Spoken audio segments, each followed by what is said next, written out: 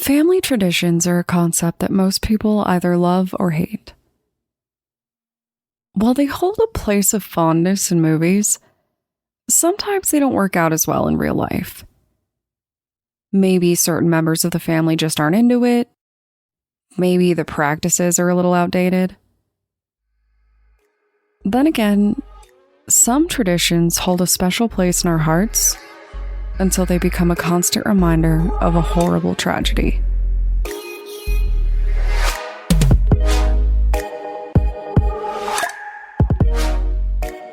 My name is Brienne, and I'm the host and creator of Among the Dirt and Trees, a show where we explore true crime cases that occur out in nature. In today's episode, we're going to discuss the 1969 disappearance of 6-year-old Dennis Martin, a young boy who went to the Great Smoky Mountains National Park for Father's Day and disappeared without a trace. To date, he has never been found. This is his story.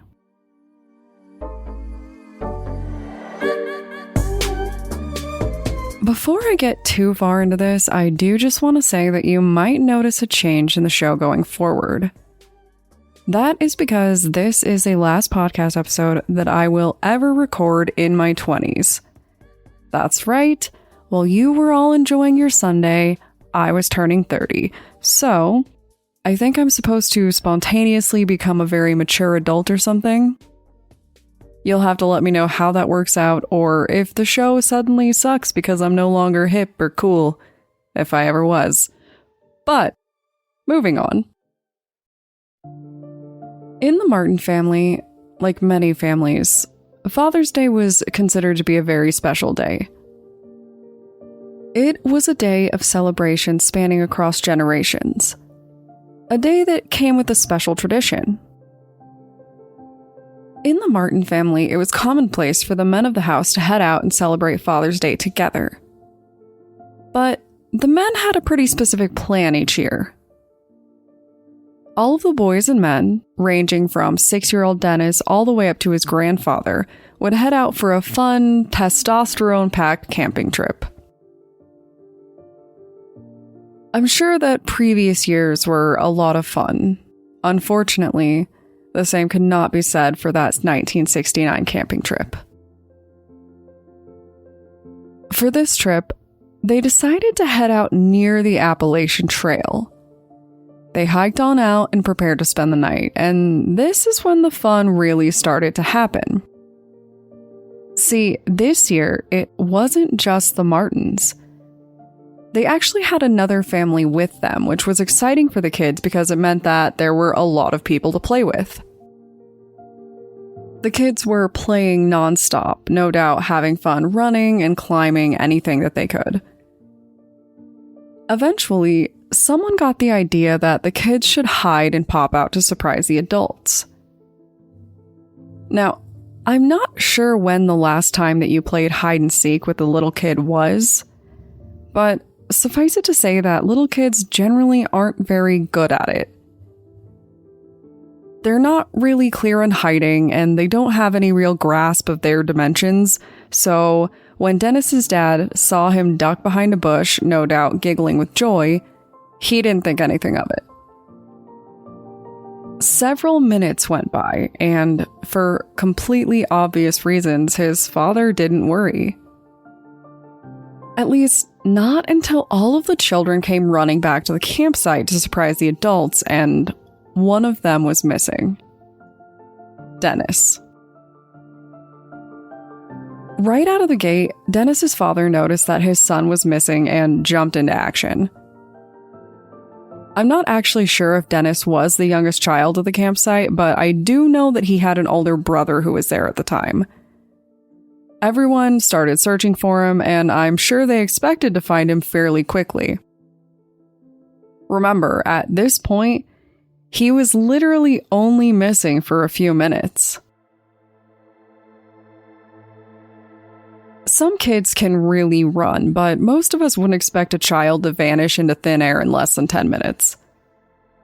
Understandably, Dennis's father went sprinting up the trail, probably thinking that something very normal happened. At 6 years old, Dennis was certainly old enough to roll an ankle or fall and hurt himself while looking at something off the trail, right? But there was no sign of him. The group kept looking, and after a few hours, they were finally able to contact the National Park Service. They reported Dennis as officially missing, and I'm sure the panic began to set in. A lot of people, including kids, go missing, and that's just a fact. But not a lot of people go missing for good. Most of the time, when someone goes missing, we do find them eventually, and a lot of the time they are just fine. Of course, a 6-year-old child has no business being in the woods alone. And while I'm sure he knew a little bit about being out in nature, it's pretty safe to assume that his survivalist knowledge was probably lacking given his age. So the search began with the group and with professionals. They spread out, calling for him and expecting to find him alone and scared. But they didn't. And then something very bad happened. It started to rain. Tracking isn't an easy business like movies would lead you to believe. It's not necessarily an exact science. There's actually a lot of factors that can influence how it works. Every year, trained trackers go out to find people. And they have everything. They know the drill. They have the strategy, the technology. Sometimes they take out dogs. But even for these trained professionals, tracking can be difficult. And it doesn't always yield good results. All of this is true during good tracking conditions. This means having the light and clarity to be able to see broken branches or look for signs of blood or clothing or footprints. Any indication that a person has gone through. And that really can't happen in rain. While the search continued, the weather that day took a very bad turn. There was a complete downpour with several inches of rain accumulating very quickly. Trails were washed out. Creeks flooded. Visibility was terrible. And with each passing minute, it became more difficult to search for any signs of Dennis. If there were any, they were very likely washed away by the storm. And this wasn't just bad because it made it impossible to look for him. It was very bad because it meant that they didn't just have a 6-year-old missing in the woods. They now had a soaked child lost in the dark that could easily fall into an overflowing creek. A child that was very likely to succumb to the elements that night, with the temperature dropping. They searched for Dennis in the days after his disappearance. They looked for any sign of him, finding little abandoned tidbits that might or might not have been his, nothing confirmed. A couple of weeks after he vanished, the Park Service had to admit defeat. Dennis was nowhere to be found.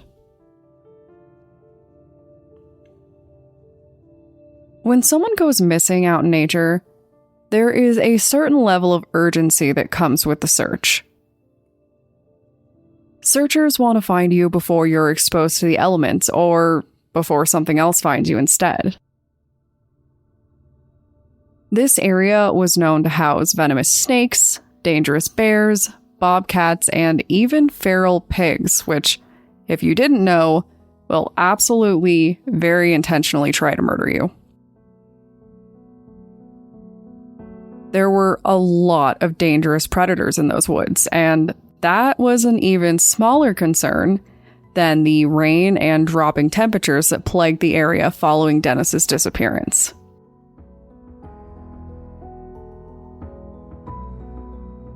It is strongly believed that he died from exposure or an animal attack, but not everyone thinks it's that simple. Some people believe that he was taken off by some more sentient predator. So, basically aliens, or some kind of Sasquatch type situation. But others think he might be the victim of some sort of local wild man. And one family's account actually seems to be able to prove it.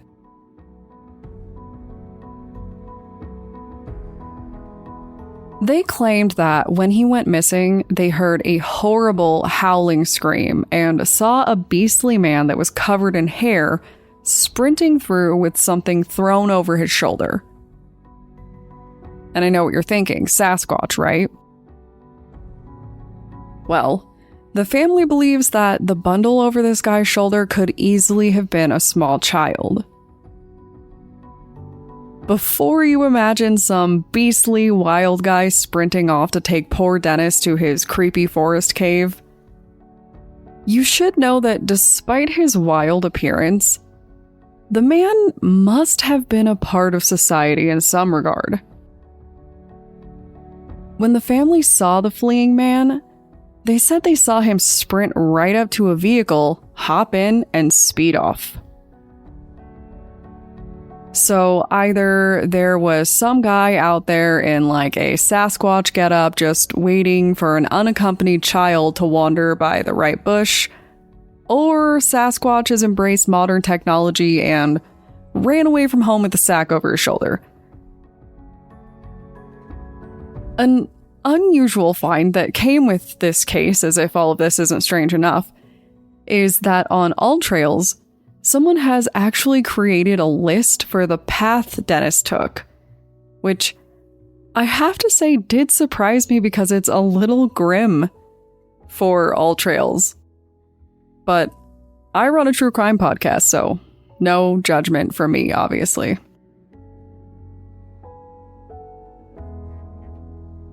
Another theory is that someone actually did find his body. But the man didn't report what he saw until literal years had passed, because he was afraid that he would be arrested for illegally gathering ginseng. And maybe I'm just not in the know, but I really had to look up to make sure they meant ginseng like the tea, and I learned that it was what they meant. So, as your general fun fact, gathering ginseng in areas where it is considered endangered is, in fact, illegal. I don't know if it's don't report the child's body that you found in the woods illegal, but that is what this guy went with. And when police went to investigate the area, there was nothing left for them to find. In the end, as far as we know, Dennis Martin just up and disappeared. So, if you want to discuss ways to safely GPS track your children in the forest, the impacts of inclement weather during missing person searches, or the long list of things that are supposed to go wrong with my body now that I'm 30, feel free to contact me on Twitter or Instagram using the tag @DathPod. Thanks, guys.